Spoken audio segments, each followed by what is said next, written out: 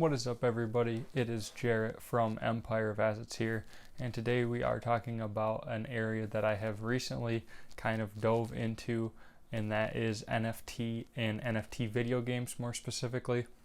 If you guys have seen some of my other videos, you know that the two spaces of NFTs that I am most excited about is one, NFTs that are tied to physical goods or products such as concert tickets or that get you access to certain events, or like the Trevor Lawrence NFTs, they actually get you a real physical card.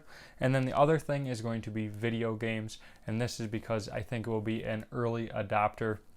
It's very easy to transition from Fortnite skins to Fortnite skins that are actually NFTs that you can buy and sell and have secondary markets.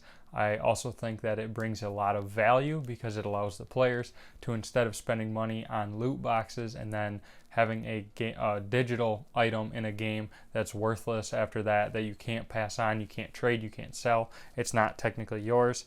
The NFTs allow you around a lot of that, and I think it solves, maybe not solves any problems, but definitely adds a lot of depth to the market. So there is a bunch of games. We're going to talk about some of them. I personally have only played one or two of them, but definitely have been doing some research in them. These are probably investable. Like I said, I have just started playing them. I haven't spent any money on any of them. So definitely do your research. This is not by any means any sort of you should go out and buy this. Not financial advice, just my thoughts on some games in the market. So let's start with where it all began, which is CryptoKitties. This is one of the original NFT games that came out in 2017.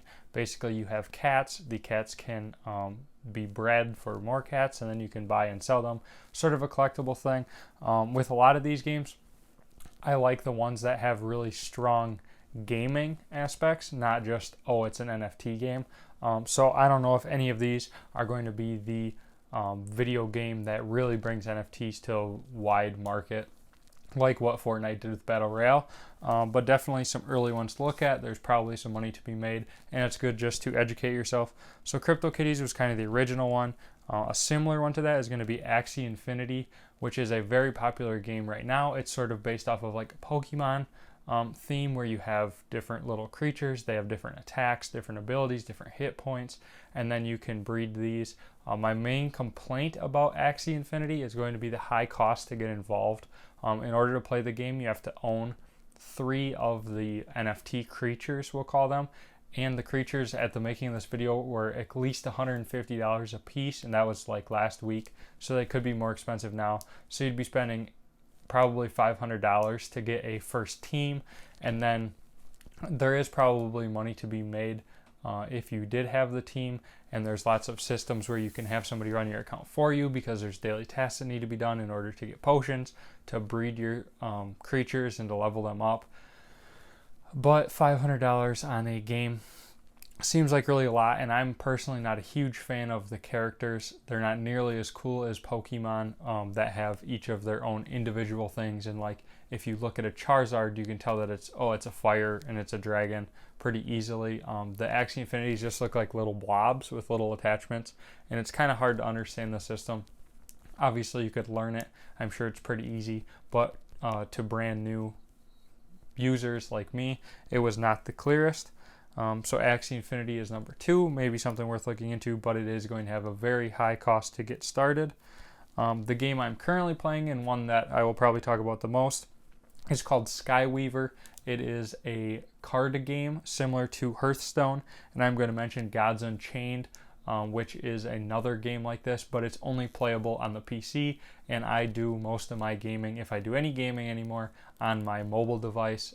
I have an iPhone, and that is what I like to use the best, and that was one of the huge perks of Skyweaver, is that it was on, there's an app, it's on iOS. You can't use the marketplace on iOS, but all the other features are there, and I'm sure the marketplace ability will be there very soon. Skyweaver is currently in closed beta, but it's very easy if you jump on their Discord to get a link. They go around every day and offer invitations to download the app. It took me probably about 8 hours. I sent in a message and I got my request, and then I was playing the game later that night. There's basically 2 different game modes. One game mode is like a best out of 3, or not a best out of 3, but a win 3. So there's three types of cards will start there. There's common cards, which everybody has access to. You get them as you level up. They're worth basically nothing. There's then silver cards, which are made in a couple different ways. Your rankings in one game mode. Otherwise, the other game mode, you can earn silver cards. And then there's gold cards, which are only earnable in this one specific game mode, where if you win 3 matches in a row, you are rewarded with 1 gold and 1 silver card. So that is going to be the rarest cards, are the gold ones. They're only available for a week. I think there'll be 6 different ones available. So every time you win those 3 matches in a row, you get the gold card, and that is all of them that will be minted. So it's an unknown amount. Obviously, when the player base is very small, there'll be less people earning gold cards. As it gets larger, there'll be more gold cards. So these early ones could be worth a lot of money. Basically, how that game mode works is you pay 1 die, or it's $1. You pay $1 to get in. You play a match. If you lose that first match, you get some XP and nothing else. If you win the first match, you have locked in 1 silver card. And the silver cards can be burned to get more entries. So 1 silver card is worth 1 entry. So a silver card is worth about $1. Maybe slightly more because people may want to play with silver cards. But the silver, the common, and the gold cards all have the same playability. There's no difference. It's only like a skin. There's no actual gameplay difference, which I think is kind of nice. This is sort of reminds me of like Flesh and Blood, how the cold foils are collectible and worth a lot of money, but they're not actually any different, and it allows for unlimited printing of the cards that everybody needs to play with. So anyways, back to the game. If you win game 2, you're going to get 2 silver cards. So you have made a little bit of profit essentially, because you paid $1.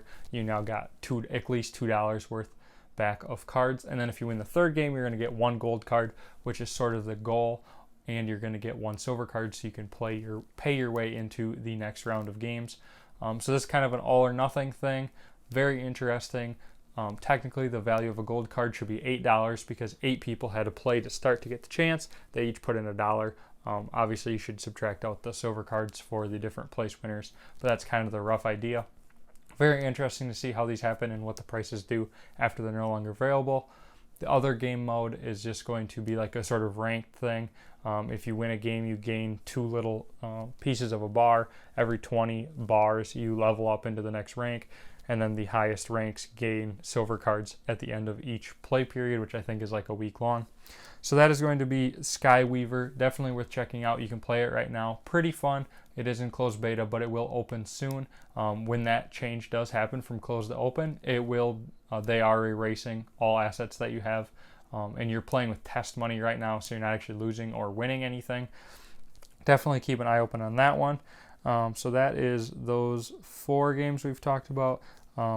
A lot of the biggest sales are coming from games like the Sandbox, which are just sort of like an open world thing. I don't know a lot about these. I personally don't like the sort of Roblox graphics, the really basic graphics.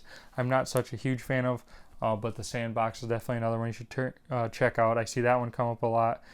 Light Night is an upcoming Battle Royale game that looks just like Fortnite, but the items are actually NFTs, and I believe in this one it is like a all or nothing, so sort of like Tarkov or Escape from Tarkov. If you're not familiar, you go into the arena. If you die, you actually lose all of your items, and other players can loot you, but because it is an NFT-based game, they're actually looting your real digital items that are yours, and then they become theirs.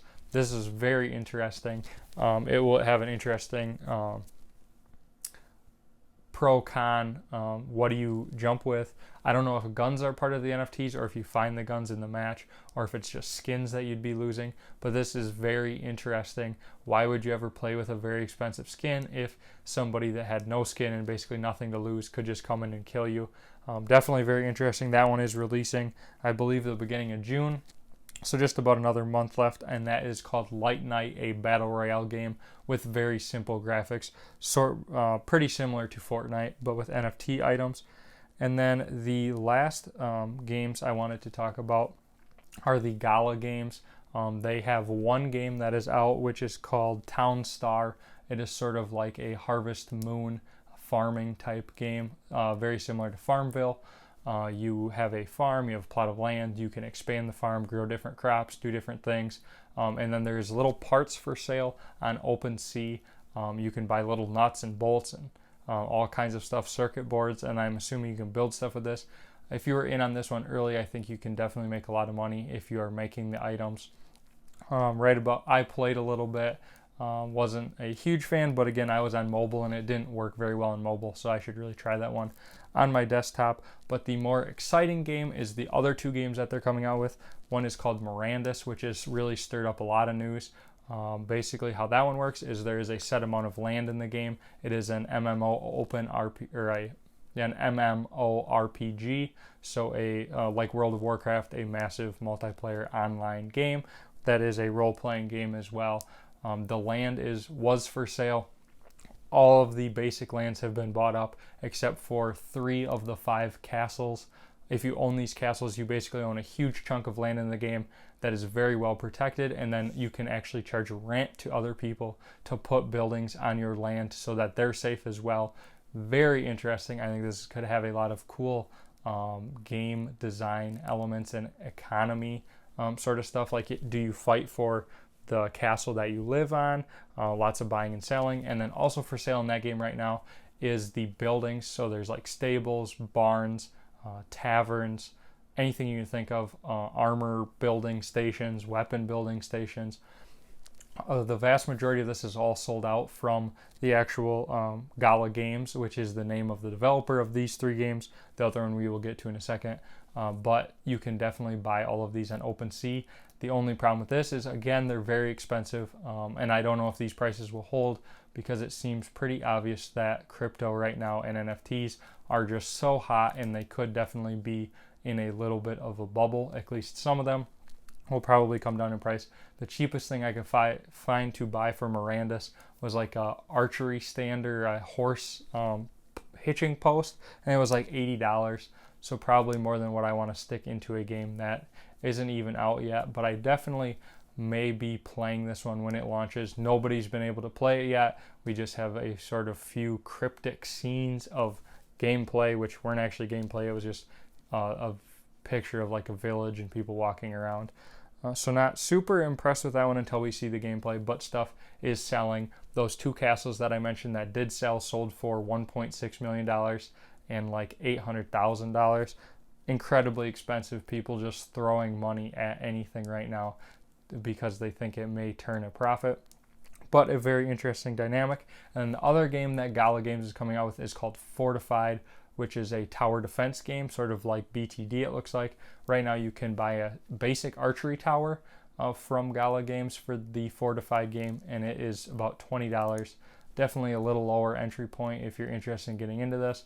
I know very little about the game other than I'm assuming you will buy towers and then sort of defend, but I have no idea how you get other people's towers or what the economic gain is from playing the game. But definitely another one to look out for. All of these games are based on the Gala token. So if you want maybe a little safer investment, you could definitely just put some money in the Gala token. And then if these games all do well, I'm sure the Gala token or the coin will rise in value, and then you will be making money without actually having to risk investing in just one of the games and seeing if it does well. But it definitely very excited about all of these games that are coming out. I think NFTs are really going to revolutionize the video game space and how people think about playing games, how people play video games, and the whole play to earn model, where no longer do you sit down and basically all of the time you log in video games, you're just gaining fun, you're just having a good time, but you're not actually gaining anything physical or digital or monetary in value. Now, is it very possible that some of the upper echelon players or the people that invested a lot of money in the game can actually allow players to rent out maybe their land and then make a real earning or a real income from doing that? I think it's definitely possible. I think people are already making a lot of money with some of the games that I mentioned that are out there. I think there's a lot of opportunities. I think there's tons of opportunities in the NFT space that we haven't even thought of yet. So definitely very interesting. I would keep your eyes out for that. I hope you guys are as excited for NFT video games as I am. If you think I missed any, leave a comment down below. Otherwise, subscribe and I will be sure to cover more NFT stuff as it comes out. Otherwise, thanks for watching and I will catch you guys in the next video.